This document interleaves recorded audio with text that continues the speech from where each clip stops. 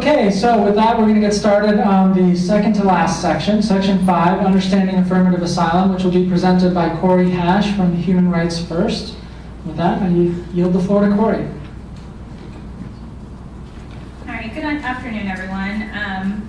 So my name is Cori and I work with the Refugee Representation Program at Human Rights First, and our program represents refugees or individuals who fled their country and who are seeking asylum here in the United States or related protection.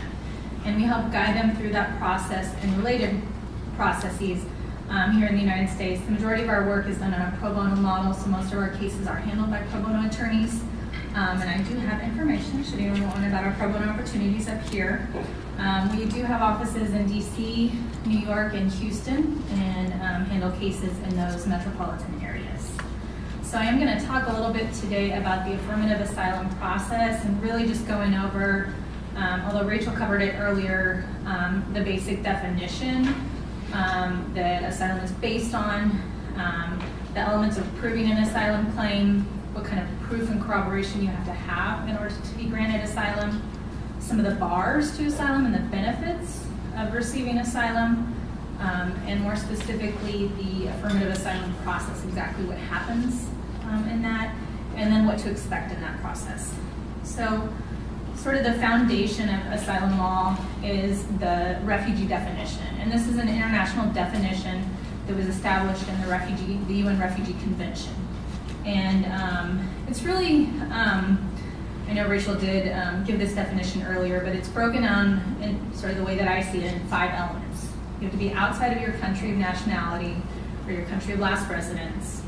You have to be unable to gain protection from your home country's government. You have to be fleeing persecution or have a well-founded fear of persecution in the future. And that persecution has to be on account of one of the protected grounds. And we'll go over each one of those elements a little bit in more detail as we go forward. So clearly you have to be outside of your country of nationality. And I will point you to one of the handouts I gave, which includes some terminology, which explains the difference a little bit between, although asylum seekers must meet the definition of refugee, there is a difference between the process by which someone becomes a refugee versus an asylee. And so that terminology explains that a little bit more, but just to kind of boil that down to its essential elements, is someone who is seeking asylum is doing it here in the United States, and they're trying to obtain that status within the borders of the United States. Someone who is a refugee, as we sort of procedurally define it, is someone who met that same definition, but did so in a third country outside of their home country and outside of the United States, and came to the United States through the resettlement process and had that status once they stepped on the soil of the United States. So both have to meet that same definition. The difference is how they obtain it. And our office works primarily with those who are seeking asylum, those who get here to the United States any way they can, and then seek to gain asylum through our legal procedures here in the U.S. So beyond that, they have to demonstrate that they've been persecuted. Persecution is not defined in our statutes. If you look at the Immigration and Nationality Act, it doesn't really contain a definition of what is persecution. But as it's been understood and interpreted in case law, it's varied widely, but I'll say, it's covered a broad range of harm that the person suffers, including, it can be physical and non-physical harm. But what you really have to look at is what has happened to the person in the context of what is their claim, what has happened to them overall. So it's a cumulative look at what's happened to the person in their home country. So Rachel told us the story of her Ethiopian client. Having heard what that person suffered, how many would say, was that persecution or not? Let's raise your hands if you think persecution. Right, why? You. Severe extrajudicial beatings to police investigation, persecution of the kind, just because you don't want the political party that they're in, no ability to challenge, Right, so part of it, as you mentioned, initially is the severity of it, right? This included being beaten, included being water torture. It was fairly severe. Not only that, but it was long-standing, right? This was not a one-time incident, but it occurred over several days. And those two factors can really make a difference. If we change the story a little bit, and he was detained, interrogated, and maybe physically harmed in a couple-hour period, would that change your mind? How many of you would still think that's persecution? So, it changes a little bit. Those things do matter. What happened in the cumulative, what happened over a temporal period, what occurred, and how severe it was can really matter. And you'll see that courts struggle with this sometimes. They look at what was the motivation of the persecutor sometimes, why were they targeting you, what they said, what they did, how severe was it, and how many times did it occur. So if instead of that, if we change that situation a little bit, and the Ethiopian client was interrogated, detained, maybe he was physically harmed, not just one time, but 5 times, would you change your mind a little bit on that? Those of you who held off on raising your hand, would you change your mind? I mean, you might, right? It very much depends on the facts and the circumstances, all right? Similarly, with non-physical harm, it can change too, all right? Let's imagine that you have not been physically harmed, but you live in a country where they've denied you access to a passport, an identity document, you've been denied employment, you've been denied housing. It's not physical harm, but does it rise to the level of persecution? Maybe based on one of those things? No, you can't find a job because no one likes you because you're Jewish, right? That may not be enough, but if you consider all of that in the cumulative, it might rise to the level of persecution, even though there hasn't been any physical harm, okay? So it really is dependent on the facts, but severe harassment, discrimination, and non-physical harm can constitute persecution in certain cases. So when we talk a little bit about persecution, the way that the refugee definition really parses it out is in 2 different forms, right?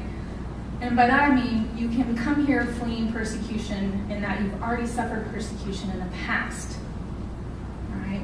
If you have been persecuted before, we treat that legally different than if you were just afraid it might happen when you go back, all right? So if you've suffered persecution in the past, there's a legal presumption that you will be persecuted again in the future, all right? But even if you haven't been persecuted in the past, you can still demonstrate that that you have a well-founded fear that you could be persecuted when you go back, based on the conditions in your country, what's happened to you in the past, what threats have been made, what you've been told. So that can, those two are sort of treated a little bit differently. And you can understand why, right? If you've been persecuted before, it's going to happen again. That makes sense, right? So in the case when you have suffered past persecution, as I mentioned, there is a presumption that it'll happen again, but the government can rebut that presumption by showing that the situation has changed in your country, and it's no longer likely that you would suffer harm or persecution in the future.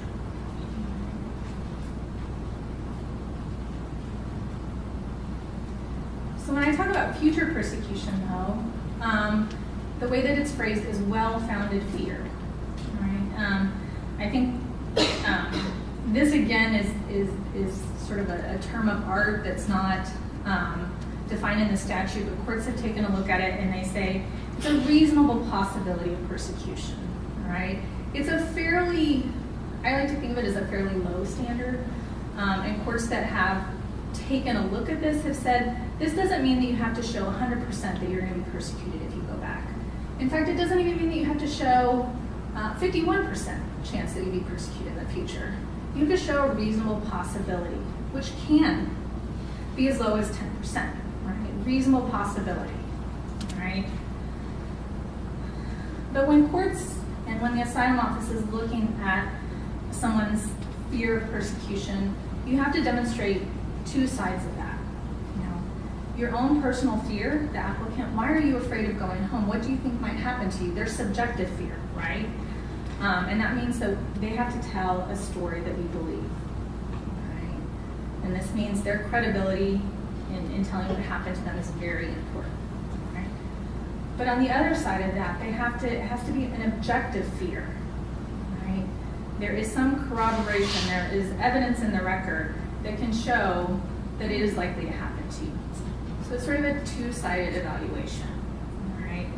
I'll tell the story. I had this one client who was so afraid to return to his home country, but I think that the person reviewing his case really thought he was like a conspiracy theorist.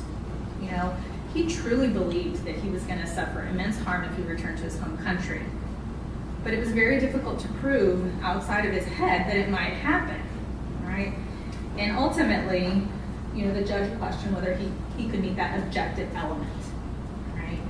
So it's beyond your client's own story. It's putting it into context of the country where it occurred and in the community that your client came from, right? How can you show that this is true, right?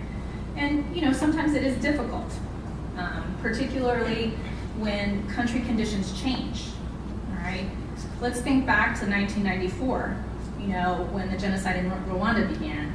It was very difficult for international communities to really believe and understand what was happening. And when it started, we were all very doubtful of it, right? It took a while for the news and the international community to provide a response. So sometimes, especially for unique or new claims, it can be difficult to meet that objective element, all right?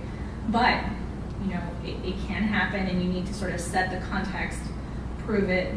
There may not be a lot of reports, but you can use experts, you can use journalists, you can use news articles, and really try to explain how this new phenomenon is happening, all right? And sometimes it can be based just on the client's own testimony of the conditions in his or her own country and how things are changing. Okay. Additionally, the person has to show that their fear of persecution is nationwide, right? So, if I flee, my home country, I have to be able to show that I'm not just in danger in Washington, D.C., all right? Why can't I just pick up and move to California? Would I be safe in California, or would that danger still exist, right? So adjudicators are always considering this. Is there somewhere within the country you can go and be safe? And you have to explain why that fear is nationwide. Is it a very small country, right? Or is it the government who is the persecutor? The government is everywhere. There's nowhere for you to escape, all right? It's presumed, if it's the government who's persecuting you, that you will, that it is nationwide. All right? Similarly, if you were persecuted in the past, there is a presumption that you've established that. But you have to be able to show that there's nowhere else that you can go and be safe. And the idea behind that is that asylum is not meant to be for someone fleeing like a particular situation, that you should try to, as best possible, find some other refuge, right? If you can go within your own country, that's what you should do first, all right? So this is really asylum is meant as sort of the last resort for someone.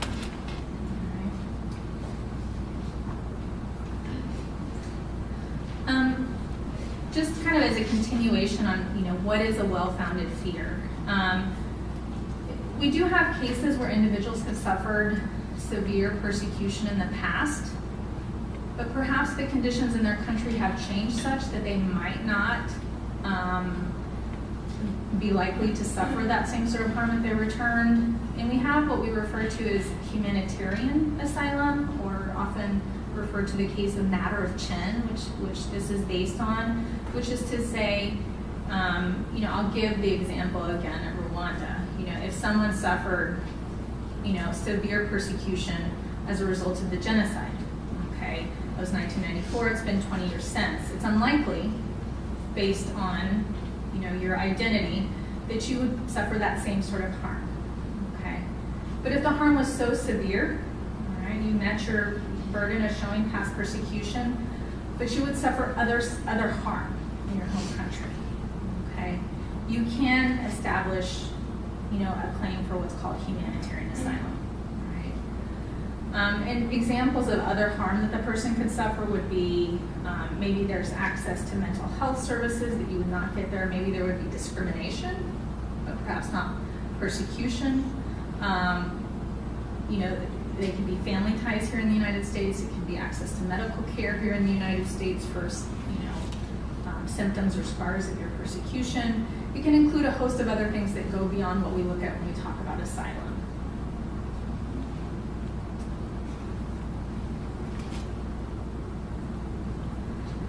I do want to say, I feel like I'm kind of rushing through this, so if you guys have any questions as I go through, please stop and let me know. So kind of getting to the next sort of element in asylum is really what is referred to as the nexus element. So you demonstrated that you have suffered persecution, or you have a well-founded fear of persecution in the future. You have to have a causal link between the persecution and what we'll talk about, the protected grounds in the future. There has to be some link between those two. And in the past, we didn't really spend a lot of time in talking about on account of, or this nexus element, because it was really somewhat wrapped up in the other elements. But in particular, as we're seeing more of the non-state actor gang violence related claims that are coming out of Central America, Mexico, and other places, this nexus element is becoming more and more important. All right, so let's take the example of someone who has suffered, has been extorted for money in Central America by a violent gang, transnational gang. The person has refused to pay, and as a result has been beaten, tortured, sexually assaulted, perhaps, by the gang. The question that the adjudicators are going to look at is, all right, we believe you've been persecuted. Yes, the harm that you suffered, we believe, rises to that level. But can you show to us that it was on account of one of the protected grounds? All right, can you show us that link? And really what we're looking at is, what was the motivation of the persecutor in persecuting you? So you're kind of taking a step back and looking, trying to see things through the eyes of the persecutor. What were their motives? What were their goals? Why did they target you, the applicant? And courts, I think, conflate this a lot. Asylum officers as well. They'll kind of roll it into other elements, but it is an important and distinct element that we do have to prove. And the way that it's usually proven is through your client's own testimony. It can be difficult to prove, historically, when the government chose to persecute you because of your political opinion, they usually don't come up and tell you that as they're torturing you. This is because you supported the opposition political party, and then they pushed your head into the water. So it's a matter of really looking at the surrounding circumstances. Why and when were you arrested? What happened beforehand? What happened afterwards? What kinds of questions did they ask you when they interrogated you? And sometimes they may not have just one reason for doing so. Perhaps you did participate in an unlawful street protest, and that was the reason that they arrested you in the first place. And that was a lawful, proper reason for arresting you, right? But, when they continued to persecute you, to shove your head in that barrel of dirty water, were they doing it because you participated in an unlawful street protest, right? Or was there something else, right? An applicant is not required to show that the only reason you were arrested, interrogated, persecuted, tortured was because of your political opinion, right? But it has to be one central reason, okay?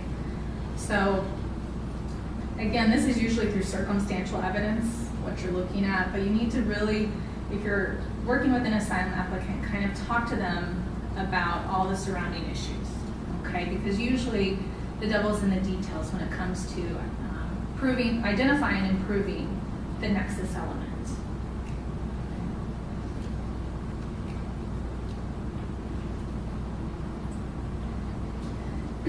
And then sort of the very sort of crucial element, last and not least, is really showing that your client was persecuted on account of one of the 5 protected grounds.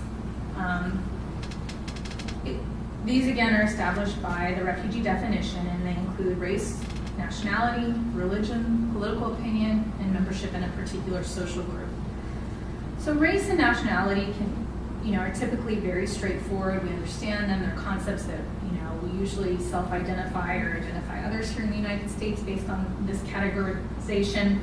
There is a lot of overlap between race, nationality, and ethnicity, and formulating whether it is a race or nationality claim versus another claim. There is a lot of overlap, I guess, between all of the grounds. So I'll give you an example. There is, we do have a lot of refugees as well as asylees here in the United States, and kind of like the stateless Bhutanese refugees who fled to Nepal and then to the United States and other countries. This is a case where this could arguably be a race or nationality claim, but there can be, like I mentioned, that overlap between those claims. Religion, I think, is fairly straightforward. An example of a claim based on religion is an Iranian Muslim who converted to Christianity, right? That conversion to Christianity is considered apostasy in Iran and is punishable by death. That is a claim for asylum based on religion. Right? We see, most of the claims that we see nowadays are usually based on conversion, religious conversions that occur in religious minorities in a lot of Middle Eastern countries, Coptic Christians in Egypt, Chaldean Christians in Iraq, and so on and so forth. Historically, a lot of claims, and in fact, the genesis of the refugee definition was due to persecution of Jewish communities in Europe, former Soviet Union, persecution of evangelical groups in the former Soviet Union as well. And those, we do still see claims like that, but the majority of what we're seeing currently are, as I mentioned, a lot of conversion claims back and forth, as well as, I actually did have a client who converted from Islam to Sufism to Christianity. It was a very, very interesting claim, in which I had to do a lot of research on Sufism, so I wasn't quite as familiar with it. But they can be very interesting, and for conversion claims, a lot of what's really the crucial question, I think, in a lot of those is the sincerity of the conversion and being able to prove that the person's conversion was true and actual and not done for the sole purpose of applying for asylum. But then we get to these last two, political opinion and social group, and that's where things get a lot murkier. Political opinion is not just meant for people who are a member of a political party or political activists, but includes a lot broader activism or political opinions than that. It can include people who have imputed political opinions. Maybe you're a women's rights activist. Maybe you're the family member of a politician in a particular country, and because of your connection to that politician, you're assumed to have the same political leanings. Maybe you speak out against a particular policy or practice that a politician or your government took, right? Even though you're not involved in politics otherwise. Speaking out against the government in some countries is enough to sort of mark you as an opponent, even if you're not intending to be. So for political opinion, there is a lot of case law and a lot of information saying it can be your actual political opinion as well as a political opinion that's been imputed to you. Right? So it, it can be very broad. And then last but not least is social group. I think Rachel mentioned some examples of social groups. Victims of domestic violence who are unable to leave their relationship, whether it be a marriage or a common law relationship. It can include, for example, gay men or lesbians in Russia who are fleeing sort of the repression of the LGBT community in that particular country. It can be defined by your family membership. So family and kinship ties can be the basis of a particular social group. The particular social group was kind of this catch-all that was added to the definition of refugee that was, based on what we had seen, prior to or during World War II and after World War II. And they included membership in a particular social group, I think, is just in case we didn't catch someone else, we're going to add this in at the end. And for the longest time, it really wasn't asserted. And it wasn't until the 1980s when the Board of Immigration Appeals made the first decision in matter of Acosta to really kind of look at what is a social group and what do you have to have in order to have a particular social group? What does that really mean? And I would say 30 years later, they're still struggling with this question. And I think we'll continue to do so for a very long time. So what is a social group, a particular social group, is still very much up in the air. But some of the big factors that are looked at when deciding this are, and just to give you a little bit of background, Matter Acosta was a man fleeing Central America and sort of the Civil War violence that was occurring at that time. And he was a member of a taxi cooperative. So taxi drivers joined this particular cooperative, and the guerrillas in that particular country targeted the taxi co-op and demanded that they participate sort of in a labor strike or a labor stop with the guerrillas to kind of disable, paralyze the government in support of the guerrillas, and the taxi cooperative refused. And as a result, taxis were set on fire, members were killed, and the board said, yeah, we agree,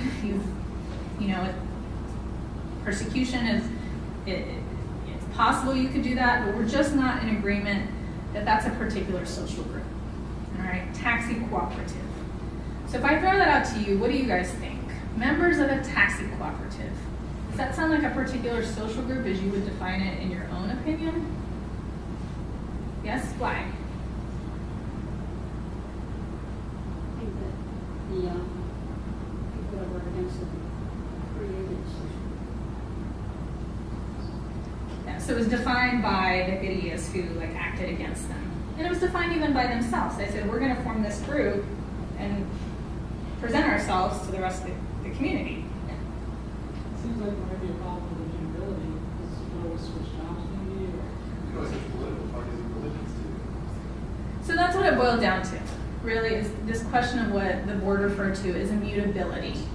So what they said is, a taxi driver, it's just a profession, right? You can change that. And if you're no longer a taxi driver, the guerrillas are not going to target you any further. You'll be fine, all right? And so that was the sort of principal or defining factor of what is a particular social group for the longest time, all right? It's immutable.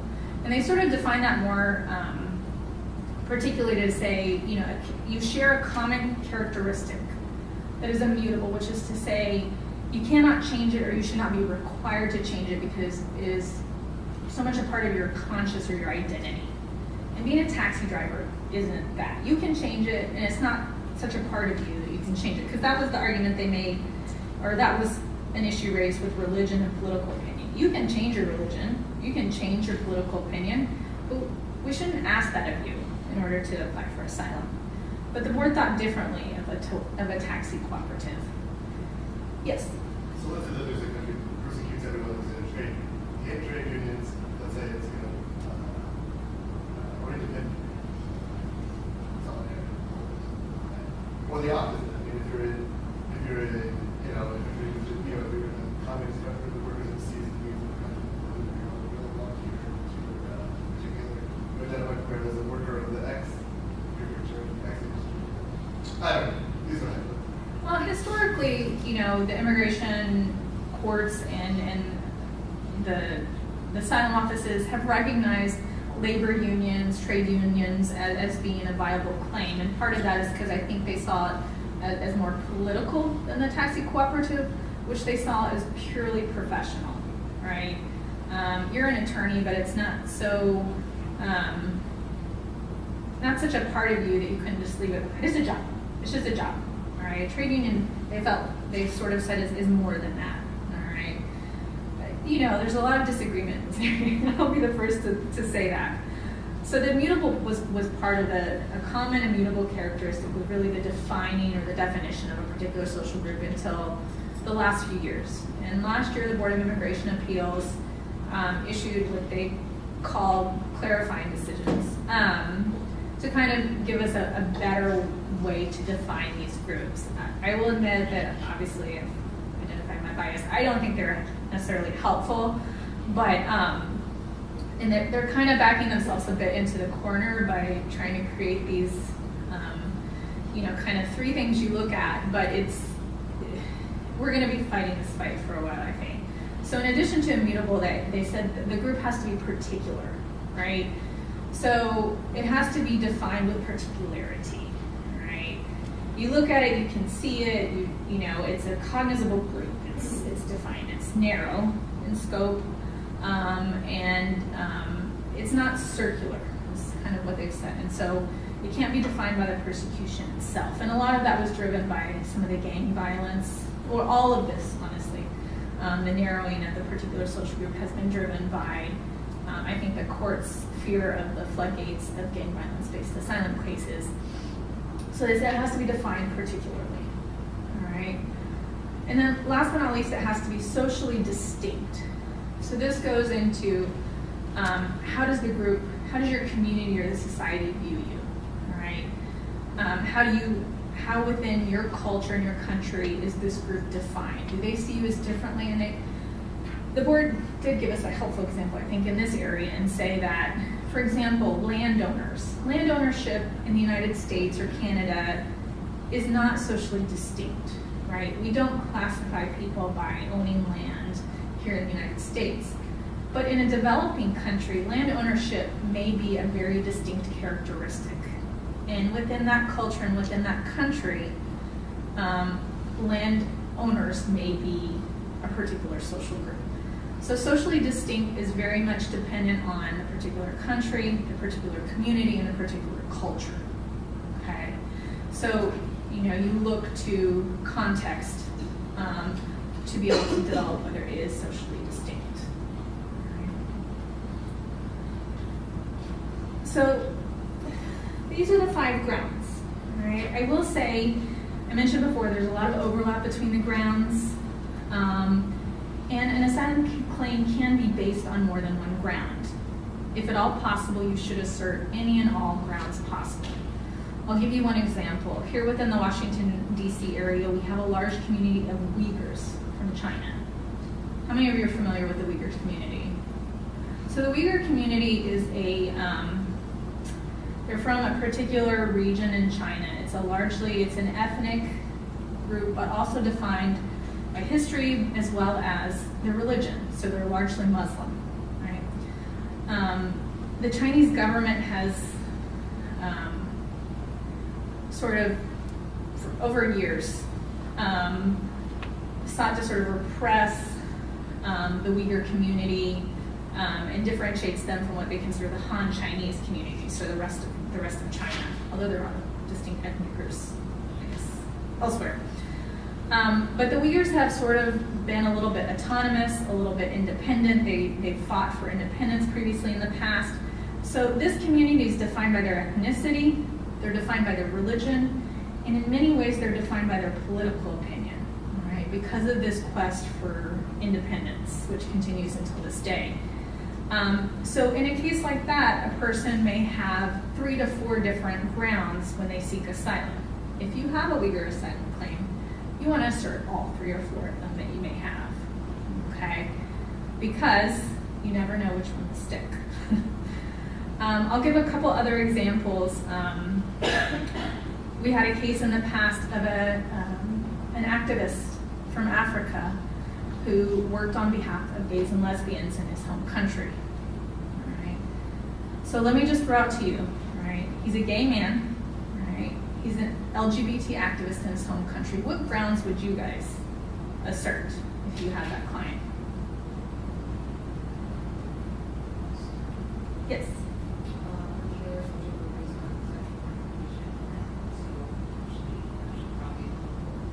Right.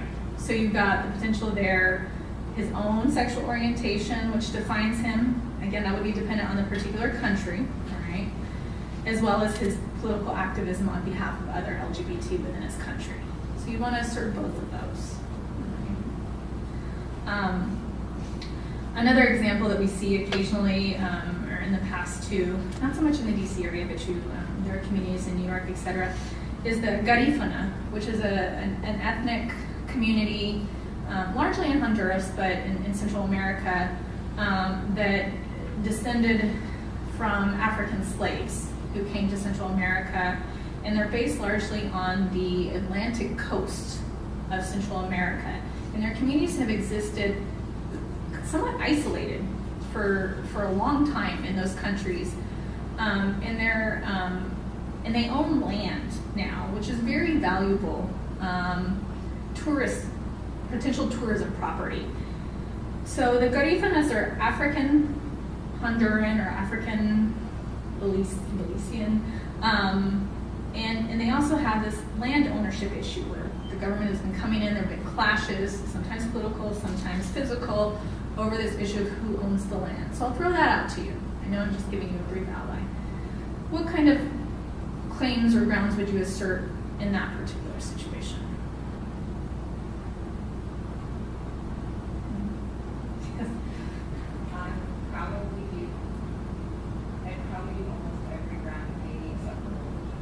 Yeah, I think there's an argument, the race, they're distinct in that they're African, they're black, right? The nationality, again, there's an overlap sometimes with ethnicity there, and I think Garifuna is a recognized group within that, which also brings us down to the particular social group.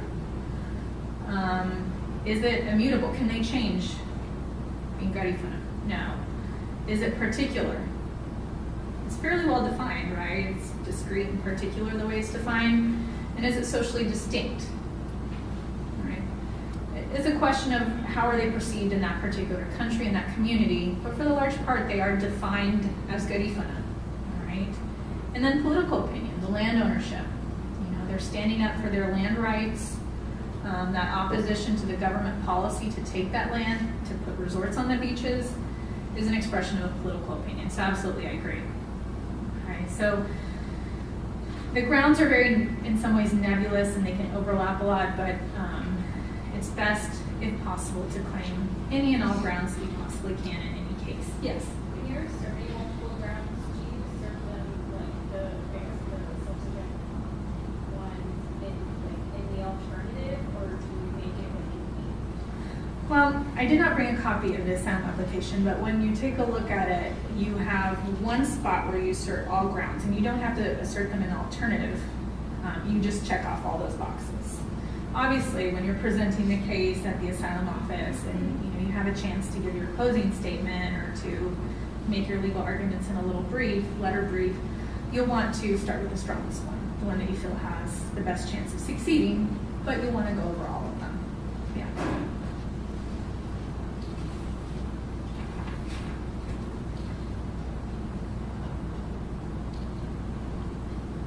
And then last but not least, this is more element 2 if you look back at the refugee definition, but is that you have to show that you were persecuted by the government of your home country, the government actor, or if it's not the government, that it's a third party who your government is unable or unwilling to control. All right?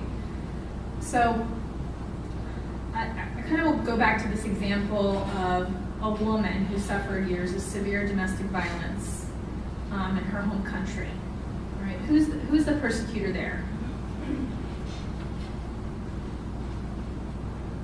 The spouse, the partner, right, who is abusive. It's not the government, right? So in a case like this where you have a non-state actor who's the persecutor, you have to show what the government is willing or not willing, is able or not able to do. So again, this is a question of facts. All right? So you want to look at what contact did the applicant have with the government? All right? What assistance did they request? And what was the response of the government for the individual, him or herself? But you also want to look in the broader sense. All right? What is the response generally of that particular government to violence against women?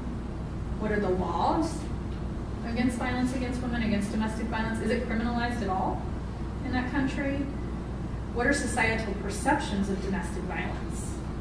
Right? Perhaps it's outlawed, but is it considered acceptable, to beat your spouse or your partner within society?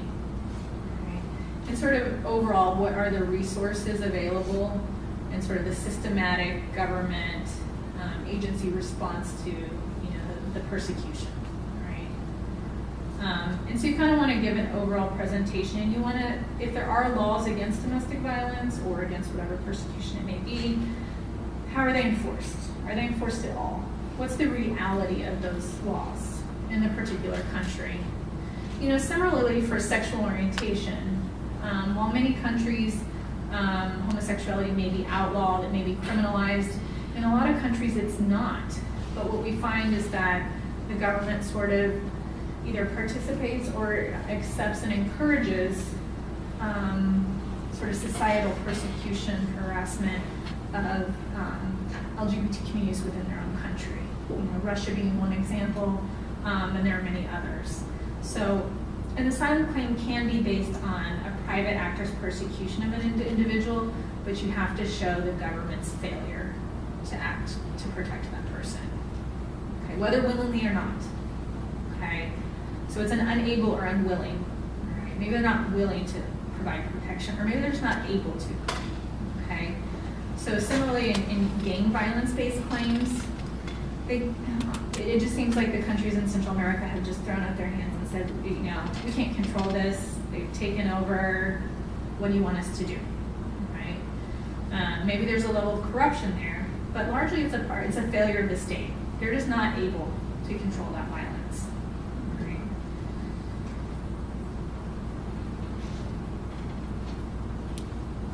So proof, corroboration. Many of you may know or may not know that the federal rules of evidence and the rules of civil procedure don't apply in immigration cases, right? But you still have to meet your burden of proof. Right? So generally, particularly with asylum claims, there is an understanding that you're not going to be able to come up with the same type of evidence that you would in a civil or criminal trial. Again, you're not going to get a letter from the Russian government confirming that they arrested you and interrogated you because of your sexual orientation. It's just not possible. And due to people's circumstances and the reasons they have to flee their home country, getting this kind of documentation can be really difficult. So I think the system understands that for many asylum applicants, what the only proof that is probably going to exist to what happened to them may be the applicant's own testimony of what happened. But as it states, it has to be credible. And credibility becomes it's like this elephant in the room that exists. And a lot of weight is put into the person's credibility. And the adjudicator, whether it's the judge or the asylum officer, has to determine whether they believe that client's story and why or why not, right? So when an adjudicator is determining whether this person's credible, obviously the person's recollection of the facts, the fact that the story is believable is important, but as well as demeanor and appearance, consistency in their written application versus their testimony at the interview, consistency with what they told the Border Patrol agent when they were stopped, consistency with what they told the mental health services when they were detained in a detention center, an immigration detention center. All of that can be very important. And I feel like,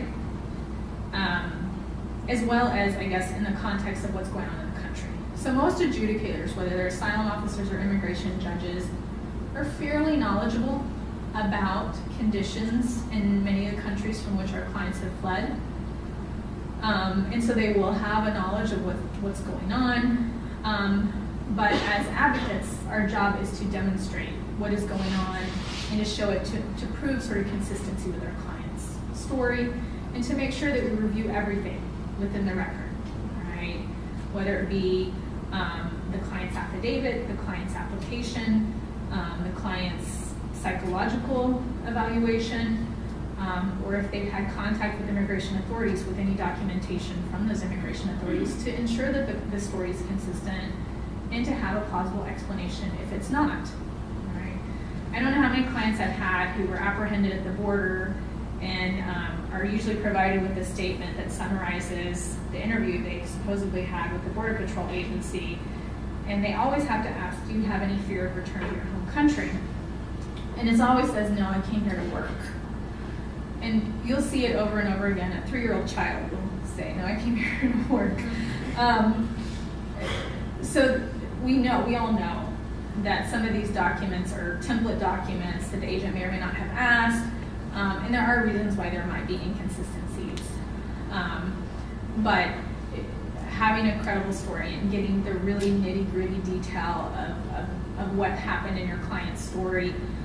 We had a recent case in which the person was arrested in their home country, and after they fled their home country, an arrest warrant, a summons, was issued against him.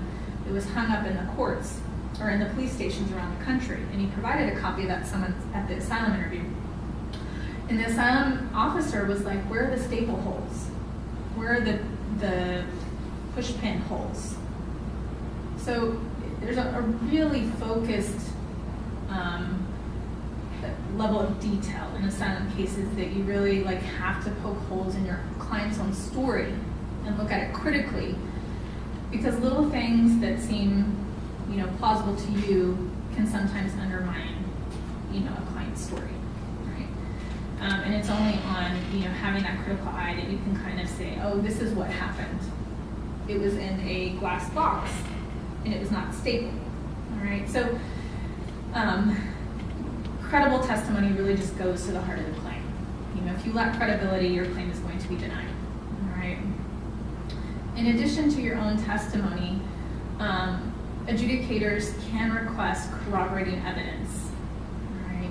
So really, the analysis should be: provide your testimony. The adjudicator determines whether corroborating evidence is necessary. Provide you an opportunity to either provide that evidence, that corroboration, or to provide an explanation as to why you were not able to obtain it. All right. So again, as I mentioned, you're not going to be able to get a letter from your government saying that they water tortured you. All right. But also, imagine that there is a summons or an arrest warrant. You're no longer in the country. Do you have a family member or friend who can obtain that? Can they do so safely? What will happen to them if they go to get it? So there's a reasonability test that's put on that. Evidence may exist, but is it reasonable for you to obtain it? All right. So I think, when reviewing any asylum case that you do, you need to think of what possible corroborating evidence is there for every part of the story. Can we get it? And if not, why not? All right. And to really be able to document that as well as possible. All right. Ask your clients and their family member, why can't they get it? What did they do to try to get it? And to have as much evidence of that as you possibly can. I'm not going to spend a lot of time on this, but there are bars to asylum, largely based on three things.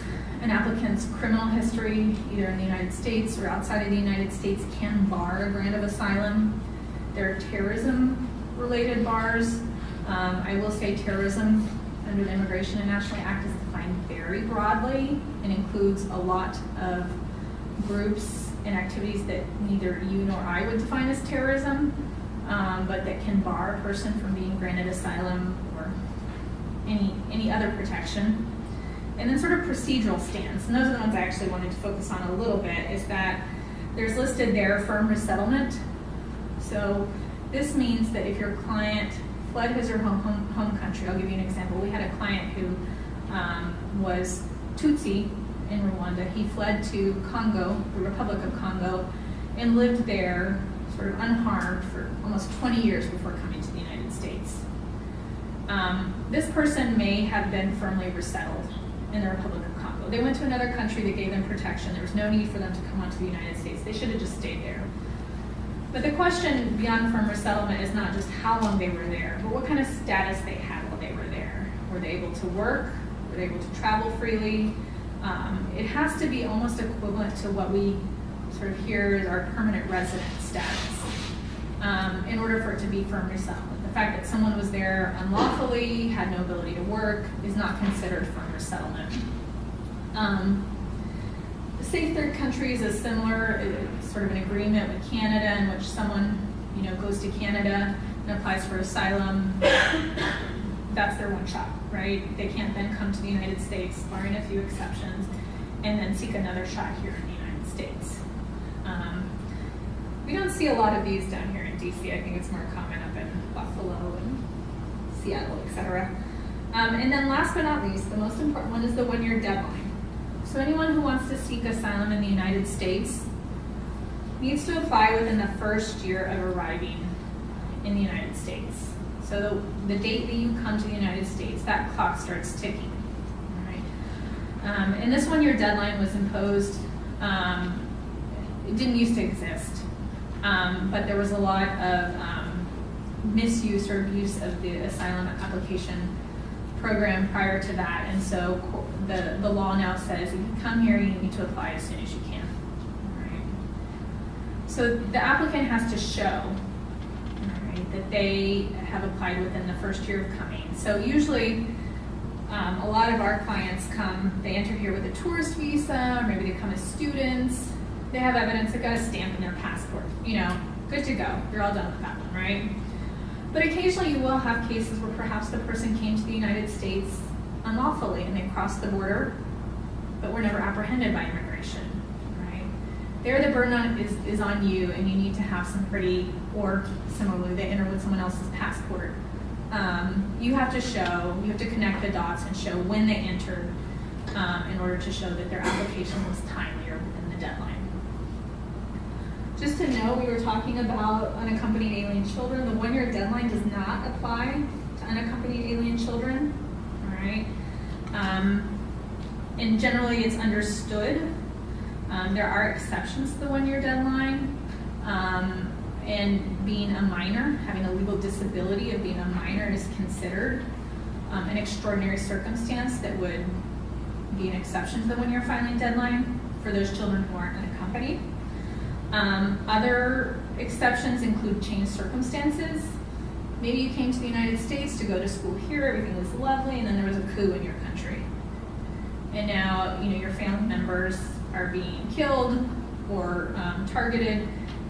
It's changed, right? So we don't expect you to file within 1 year if the situation in your country has changed. Extraordinary circumstances is another exception, and this can include things like physical or mental disabilities, the death or severe illness of a loved one, ineffective assistance of counsel. So you had an attorney who missed the deadline, can be an exception as well. There's a list of examples, those that I gave, but it's not an exhaustive list. It's a case-by-case evaluation, whether those circumstances rise to the level of extraordinary circumstances. But even if you fail to file within 1 year, you need to file as soon as possible after that 1 year, so within a reasonable period, which is generally understood to be 6 months, but again, apply as soon as possible within the year, and if not, immediately afterwards. You don't want to have a case denied just because of the 1 year issue. So I've gone over very quickly again the asylum definition, the elements. Imagine you meet all of that, all right? It is not mandatory that you be granted asylum. Asylum is within the discretion of the adjudicator, right? So it's still a discretionary decision. And it's the burden of your client to show that they merit an exercise of the adjudicator's discretion. I would say that generally, barring criminal convictions or other adverse factors, discretion should be exercised in favor of an asylum applicant. But when you're filing an asylum application, it's always good to think about those discretionary factors and how to prove. Is your client involved in ESL classes, in high school, if it's a child? Are they getting free grades? Are they participating in community activities, community organizations? Do they have stable employment? And any other discretionary factors on the list. The benefit of being granted asylum is that you're allowed to remain in the United States indefinitely, and you can seek to bring your spouse or children. They will be granted derivative status, or you can bring them to the United States. Your children have to be under 21 and unmarried. You're eligible for quite a bit of public benefits, of government benefits, fairly similar to what U.S. citizens and permanent residents are eligible for. Some of them are time limited, but the majority are unlimited. You're eligible to work in the United States. You have the ability to travel outside the United States, except to your country from which you fled. After 1 year, you're eligible to apply for the green card or for permanent residence, which gets you on the path to citizenship. So there are a lot of benefits in addition to safety, security of asylum status. I'll just kind of sort of, there is a copy of this in the materials you have, there's a chart that kind of explains the asylum process and the different ways that people get here and what their process is. We're going to be focusing today, and we're focusing today a little bit just now on B, Affirmative Asylum application, which includes, people who came with a valid visa and stayed or overstayed their time here. It also includes people who entered unlawfully and were not apprehended, who've sort of gone under the radar in the United States. So this also explains the difference between the refugee resettlement process too. So what you do is you file your asylum application. It's the form I-589, all right? That asylum application is sent to a regional asylum office. There's 8 asylum offices in the United States. And the asylum office that covers the DC, Maryland, and Virginia areas located in Arlington. That asylum office jurisdiction covers all the way, goes from Maryland all the way down to Georgia. So it's a big jurisdictional area that these asylum offices cover. And some people have to travel a really long way to get here. Once the case is at the asylum office, there'll be an asylum office interview where the applicant has to come, and I know the next session is going to talk a lot more in detail about the asylum office interview and what to expect. But the affirmative process is at the asylum office. All right. Only if asylum is denied or referred. So at the conclusion of the asylum interview, there's there's 3 possible outcomes. You can be granted asylum, you can be denied asylum and just left alone. So if you're here as a student, your student visa is still good, they're not going to do anything else. They're just going to deny it, close your case, and you continue on as a student. All right.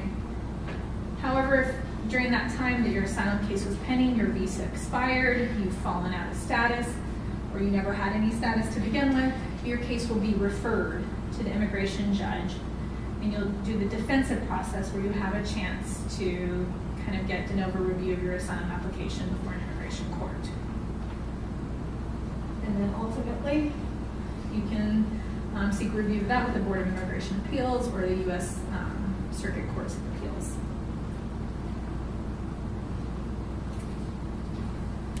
So the asylum application, it's a 12-page application. It's available on the USCIS website. It's I-589. The application has to be completed and submitted to a CIS service center, which will then forward it to the asylum office. The client will have to get their fingerprints, their biometrics taken for security background checks. They'll have an asylum interview.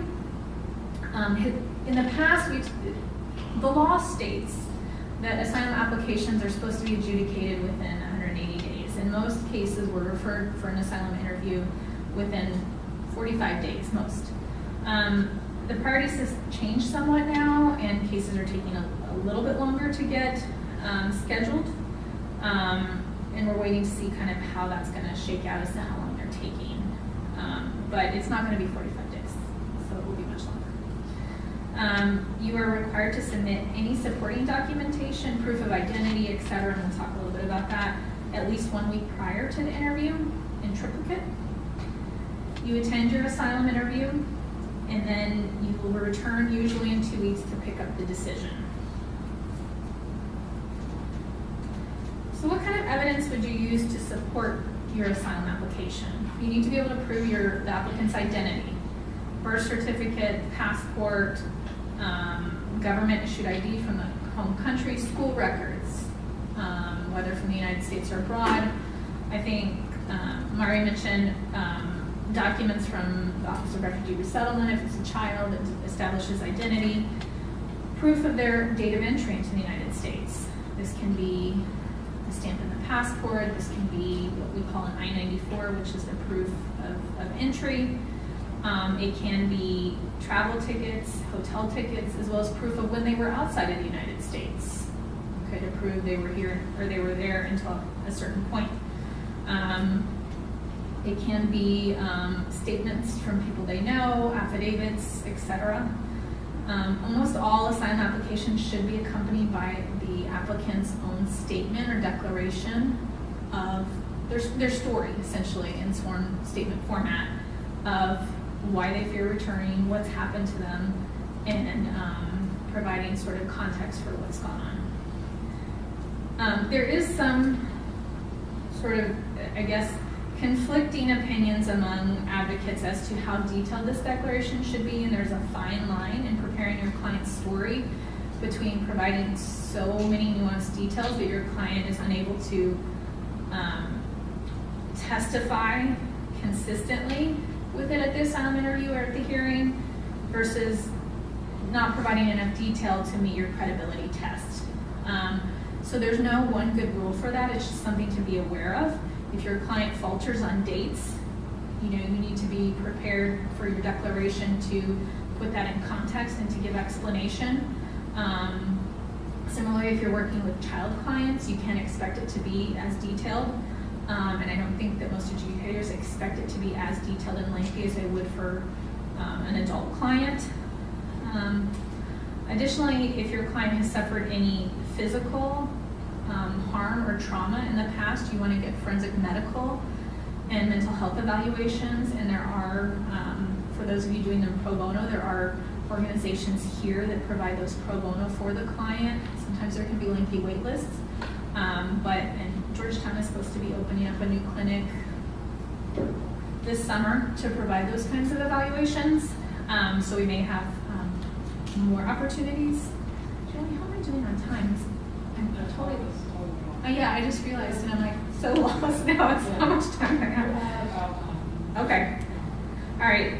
Other country condition experts, affidavits, lay witnesses from the home country or here who can corroborate the client's story, documents on what is going on in the country.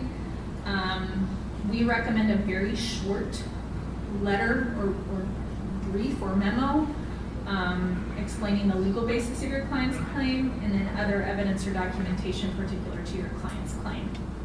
So can I do one more slide? Because the rest I think is absolutely covered in your next one. So just a note that unaccompanied alien children have a little bit of a special treatment. So I mentioned before that affirmative applications are for people who entered lawfully or who were not apprehended, who are not in the immigration court process. But one exception to this rule is unaccompanied alien children. So in 2008, when Congress passed the Trafficking Victims Protection Reauthorization Act, they gave initial jurisdiction of all asylum claims of unaccompanied alien children to the asylum officer. So this means even if you're representing a child in immigration court proceedings, the office that's going to make the first decision is the asylum office. If it's eventually denied, then the court will continue and review it as well.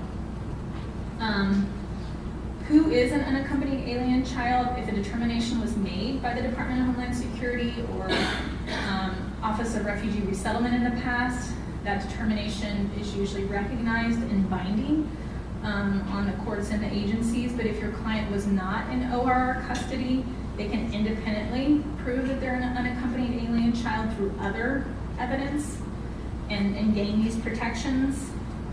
Also, the determination that someone is an unaccompanied alien child is sort of once a UAC, always a UAC. It means if your child, your client turns 18, 19, 20, they're still going to fall under these rules unless the government goes back and actively terminates that finding that they were an unaccompanied alien child, which is so rare. I've never heard or seen them do it, but it's, I guess, possible.